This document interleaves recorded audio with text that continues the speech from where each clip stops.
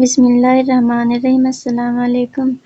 آج ہم اس ویڈیو میں UGC نیٹ JRF کے نصاب میں شامل مسیح اور مسیح کے بارے میں پڑھیں گے۔ سوال نمبر 1، مسیح کے کیا معنی ہیں؟ تو مسیح کے معنی ہیں ابوقا، جو عیسیٰ لفظ سے نکلا ہے۔ اگلا سوال ہے، مسیح کس زبان کا لفظ ہے؟ تو عربی زبان کا لفظ ہے۔ مسیح کو پہلی بار مسدس کی حیثیت کس نے دی؟ تو مرزا محمد رفیع سودا نے۔ مسیح کے اجزائے ترکیبی کتنے ہیں؟ تو مسیح کے اجزائے ترکیبی 8 ہیں۔ نمبر 1، چہرہ، سراپا، رخصت، آمد، رجز، جنگ، شہادت اور 8واں بین ہے۔ اگلا سوال ہے، اردو کا پہلا مسیحی نگار کون ہے؟ تو اشرف بیابانی۔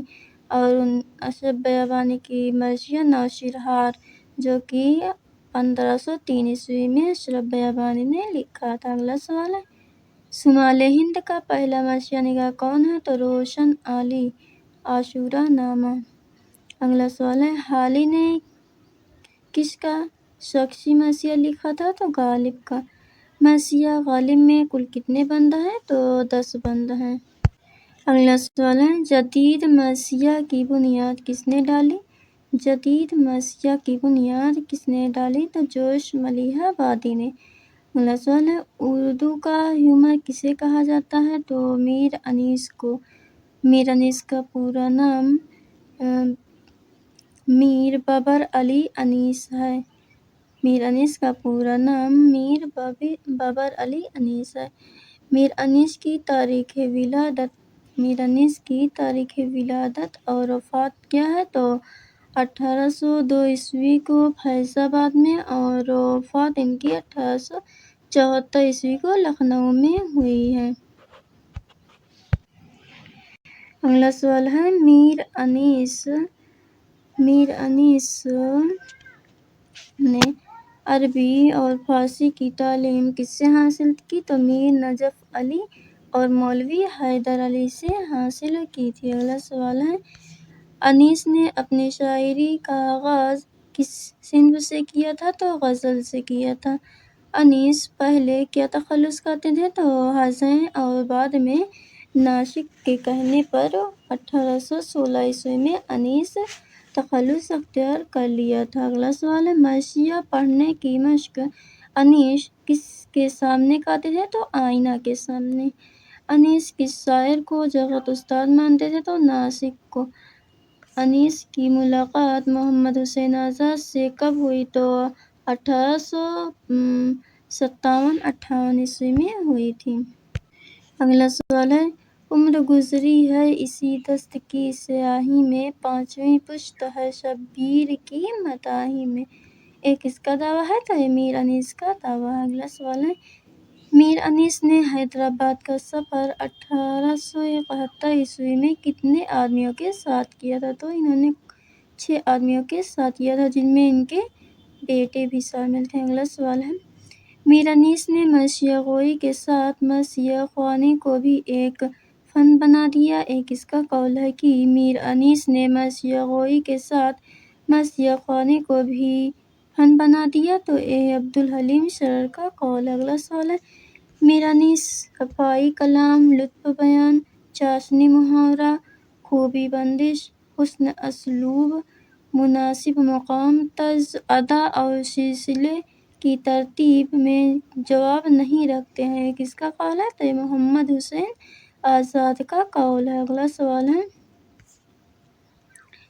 انیس کے ہر لفظ اور ہر محاورے کے آگے سب کو سر جھکانا ہی پڑتا ہے، یہ قول کس کا ہے کہ انیس کے ہر لفظ اور ہر محاورے کے آگے سب کو سر جھکانا ہی پڑتا ہے؟ تو یہ قول الطاف حسین حالی کا ہے۔ اگلا سوال، میر خلیق کا لونڈا آفتیں ڈھا رہا ہے، یہ کس کا بیان ہے کہ میر خلیق کا لونڈا آفتیں ڈھا رہا ہے؟ تو یہ خواجہ حیدر علی آتش کا قول ہے، اور میر خلیق میر انیس کے والد تھے۔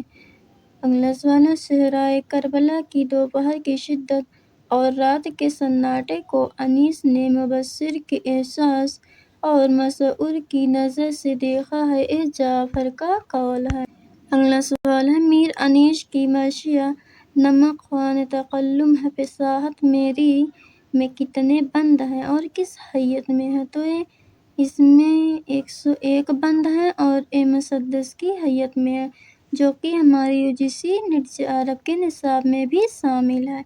اگلا سوال ہے، مرزا دبیر کا سال ولادت اور وفات کیا ہے؟ تو مرزا دبیر 1803 کو دہلی میں پیدا ہوئے ہیں اور 1875 کو لکھنؤ میں وفات پائی۔ اگلا سوال ہے، دبیر نے کس کی شاگردی اختیار کی؟ تو میر مظفر حسین ضمیر کی۔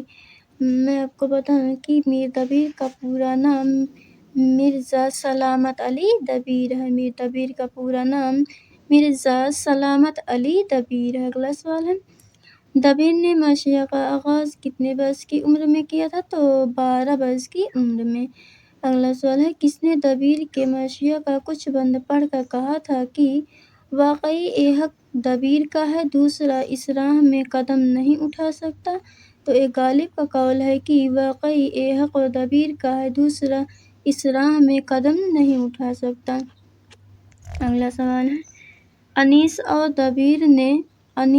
دبیر نے اردو رباعی نگاری کی شرح رکھ لی۔ ایک اس کا قول ہے کہ انیس اور دبیر نے اردو رباعی نگاری کی شرح رکھ لی، تو یہ قول امداد امام اثر کا ہے۔ اگلا سوال ہے، مرزا دبیر نے کلکتہ کا سفر کب اور کس کے بلانے پر کیا تھا؟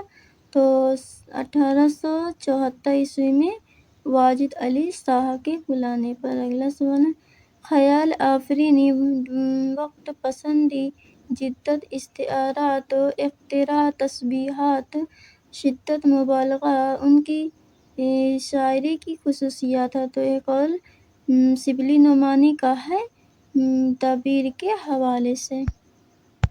اگلا سوال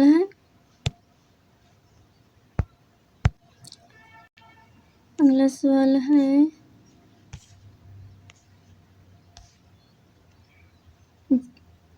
جمیل مظہری کا پورا نام کیا ہے؟ تو سید کاظم علی ہے۔ جمیل مظہری کا پورا نام سید کاظم علی ہے۔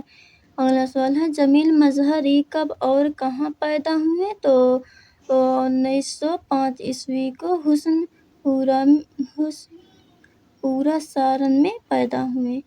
اگلا سوال ہے، جمیل مظہری کا انتقال کہاں اور کب ہوا؟ تو 1980 میں مظفر پور میں ہوا۔ اگلا سوال ہے، جمیل مظہری کے والد کون تھے؟ تو سید خورشید حسنین۔ اگلا سوال ہے، جمیل مظہری کے شاعری کے استاد کون تھے؟ تو واسط کلکتوی تھے۔ اگلا سوال، جمیل مظہری نے اپنا پہلا مرثیہ کب اور کس نام سے لکھا تھا؟ تو 1930 میں عرفان عشق کے نام سے لکھا تھا۔ اگلا سوال ہے، جمیل مظہری کو فکر جمیل کو کس نے مرتب کیا؟ جمیل مظہری کی